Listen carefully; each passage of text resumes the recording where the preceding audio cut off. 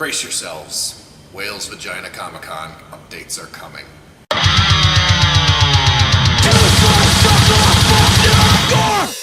Here we are, Suicidalists. It must be Friday, because why else would I be here? Yes, it is review time again, and this week I answer with something that I threatened last week, that being that I was going to dedicate an episode a month to reviews of movies that are not necessarily new.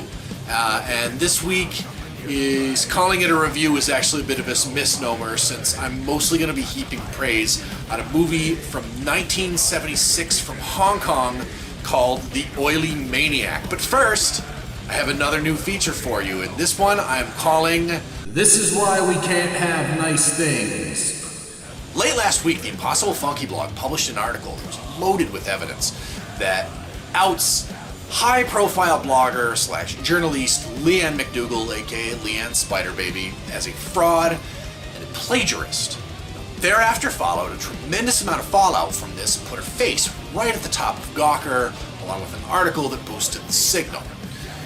So chances are you know who she is. If you read horror blogs, if you read horror magazines, you've taken in some of her materials. She's fucking everywhere. She's won awards, and she's Quentin Tarantino's girlfriend.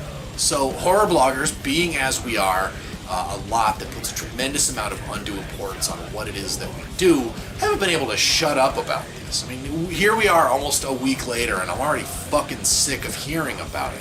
However, what this has done is reveal some rather ugly truths about horror blogging in general.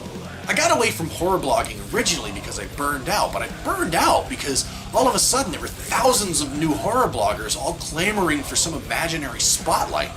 Everybody wanted recognition and awards and DVD screeners. There was all this venom and backbiting that I just couldn't find the fun in it anymore. And now that there's this vacuum created where Miss Spiderbaby used to be, there's all this yelling and screaming and fighting over who's going to occupy that top spot. And you know what? That's really fucking stupid. A core group of us can't seem to figure out why the rest of you can't just calm the fuck down and write about horror movies because you love horror movies and you love writing. I mean, does there have to be this fame component to it? I mean, do you have any idea what goes into a single episode of this show? Producing this show is a fucking pain in the ass, and in the end, like 30 of you watch it. Even though I appreciate that 30 of you. But this doesn't exactly afford me a lavish rock and roll lifestyle here. I do it because video production is kind of fun for me. So let's all take a deep breath. Get back to blogging. I mean, what's done is done here, and honestly, it's really not that big a deal unless you were ripped off personally by Lianne. I mean, blogging is dead anyways. It cannibalized itself a couple of years ago, and it's not like you're going to win a rondo anyways. So let's all just get back to writing about horror movies and stop all the schadenfreude and clamoring for recognition, because right now, you all look like a bunch of fucking assholes.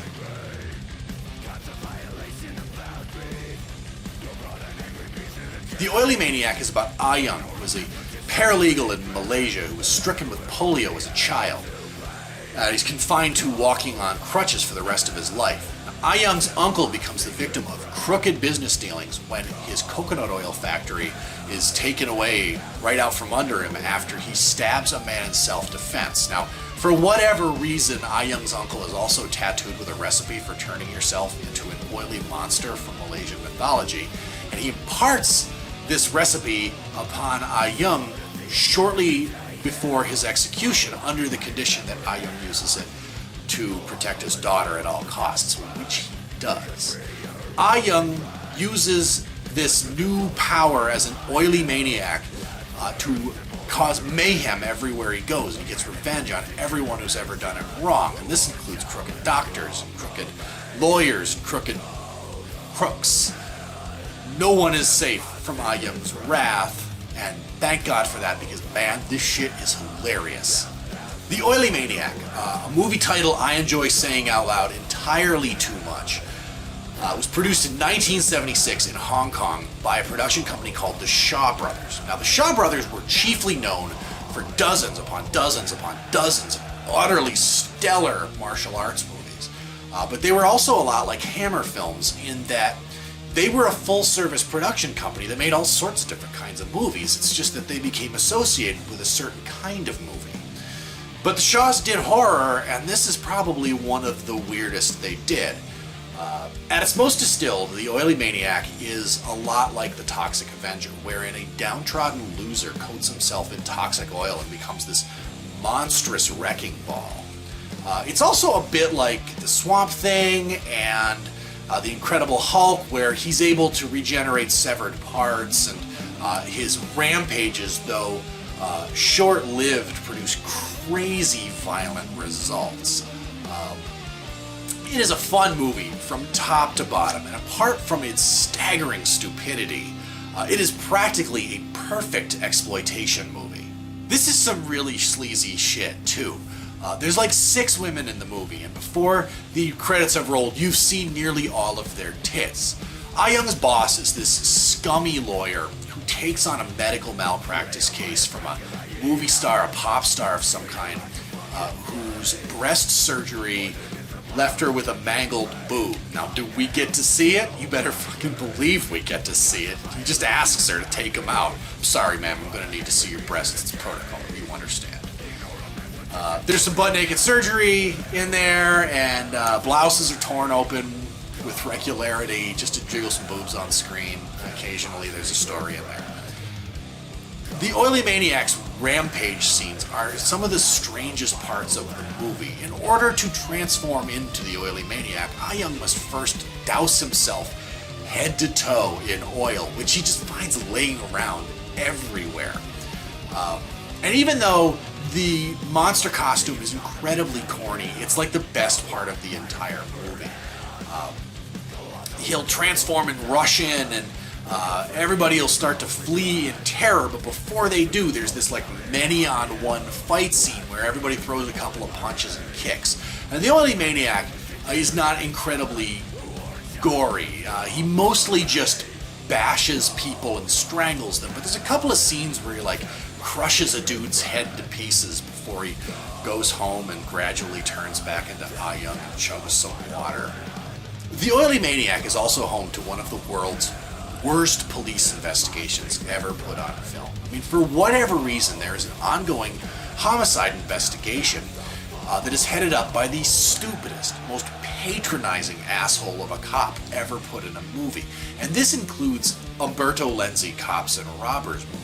I mean, I know how ridiculous it is when all of your witnesses are telling you a story that the killer is a giant oily maniac, but when all of your witnesses are telling the same story that a giant oily maniac is on the loose smashing crooks to pieces, maybe you ought to think about it a little bit instead of dismissing everyone. Now, top to bottom, the Oily Maniac is just pure fun. It is full of laughs and staggering moments of what the fuckness. Hong Kong horror has a tendency to be very cultural. If it's not some kind of mean, super cruel, nasty Category 3 movie that's sort of shades of true crime, then it's something very cultural, like hopping vampires. The Oily Maniac is remarkable in how Western it is, and it comes from the director who brought you the King Kong ripoff, The Mighty Peking Man. I cannot recommend The Oily Maniac enough. It is high camp and silliness of a titanic order. Everything about it is just overblown and silly. But now for the bad news. As is the case with a lot of libraries of Asian movies from really high-profile production companies, like the Shaw Brothers or Toho, the rights for these movies outside of Asia can be a little hard to find. Celestial Pictures made this movie widely available several years ago, but since then the rights have lapsed and it's no longer available. Every now and then it appears on eBay, you get it used on Amazon, but you're gonna wind up paying collector's prices for it. That is if you intend to get it through legitimate means, but also know this, finding bootlegs in this movie can also be really hard.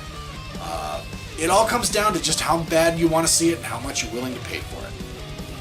Let me know down in the comments if you've seen The Oily Maniac. What do you think of it? And let me know what other older movies you want to see get the cinema suicide treatment. As always, like, comment, subscribe, get it on Facebook, get it on Twitter, share this shit, will ya? And I will see you next Friday.